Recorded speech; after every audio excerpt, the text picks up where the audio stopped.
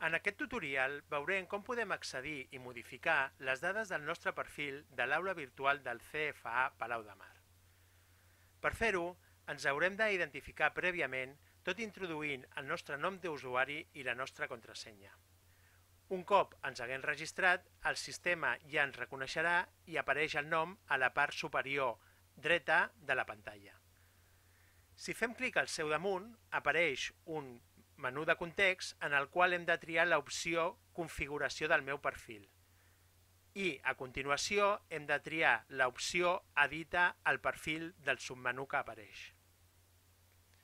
D'aquesta manera ja podem accedir a les nostres dades i modificar-les. Per exemple, podem canviar el nostre nom, canviar el nostre correu electrònic, decidir qui podrà veure i qui no el correu electrònic.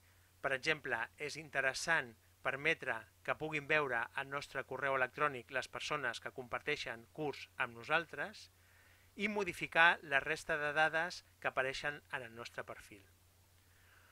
Un altre element que podem modificar, en aquest cas afegir, és una imatge que ens identifiqui. Per fer-ho hem d'anar a l'opció Imatge de l'usuari i triar fer clic damunt del botó Apareix. Un cop ho fem, apareix un quadre de diàleg, ens hem d'assegurar que estem a l'opció Penja un fitxer i hem de fer clic damunt del botó Navega. A partir d'aquí ja podem localitzar la imatge que volem penjar a través del sistema de carpetes del sistema operatiu. Un cop l'haguem triat, la seleccionem, fem clic al botó Obre i a continuació fem clic al botó Penja aquest fitxer. D'aquesta manera ja tenim la nostra imatge introduïda al nostre perfil.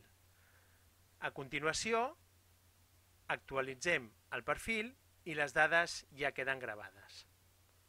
Un altre element que podem modificar a través del nostre perfil és la contrasenya.